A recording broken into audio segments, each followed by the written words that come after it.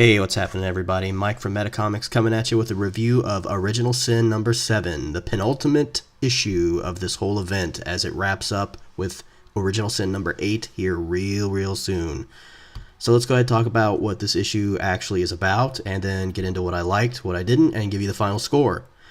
So the Avengers finally confront old Nick Fury in this big frickin' battle royale, and the smack thoroughly gets laid down on Cap and the gang as they are seeking answers from Fury about all of his extracurricular activities. After the battle, Fury makes his way to the moon, we discover who killed the Watcher, and we're left on the cusp of learning a final bombshell secret, a big revelation to come with the final issue of this event. Now, I liked a lot about this, and there was very little that I didn't like. I've been a big fan of this whole series from the start, so that's not a surprise. I really enjoyed the dialogue. The dialogue was great, especially when Fury attempted to justify his actions to the Avengers, and as Cap kind of sought to try to get answers from him about what he was up to. It was just really good back and forth. Great artwork. The shading was fantastic. That's one of the things I liked most about the artwork. It really matched the crime thriller mystery tone of the story. It was a bit gritty. I really liked that. Rocket Raccoon makes an appearance, which is always a plus for me. That automatically bumps it up a little bit. And there was a really good cliffhanger for this issue. So it really got me excited to see the conclusion of how they're going to wrap all this up and what kind of consequences this whole series is going to have on the Marvel Universe from here on out. So, now what I didn't like, I didn't really like the revelation of who killed the Watcher. That was a bit disappointing. I was hoping it was going to be something a little more epic than this, but Old Man Fury handling the Avengers so easily, it seemed just a little bit cheesy.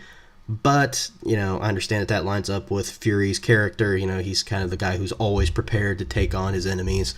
So, it's not surprising that he would manhandle them like that, but I don't know, it just seemed like a little too easy. The pacing was a bit quick, but I think that was not so much to do with the writing or the story, so much as me wanting to find out what was going to happen next, so I just read it quicker than I do other books. So that's not so much a ding against the book as it is, this is one of those books that you're going to want to read more than once so that you can really get a thorough grasp of what's going on, and also so that you can enjoy the artwork. Now, as far as themes, what's done in the dark always has a way of being brought into the light. That is one of the themes, I think, of this entire series, that you can try to bury the bad things that you do, but eventually it's going to come out. So it's better just to be open, honest, and confront your darkness, confront your mistakes, own up to it, man up, whatever you want to call it, and handle your business as it comes, rather than try to bury it and then end up with it blowing out of proportion. That kind of goes hand in hand with the whole keeping secrets, especially about other people, usually ends in disaster, which is another big theme for these, for this book and for the tie-ins. So that's kind of what I saw from it as far as themes. Now, my overall score, I give it an 8.5 out of 10. I thought it was a really strong, enjoyable issue. I've thoroughly enjoyed this event. I think it's one of the best Marvel's done in a while. So I'm looking forward to that final issue and the final tie-ins, see how it all gets wrapped up. All right, guys, that's all I got. Have a good one.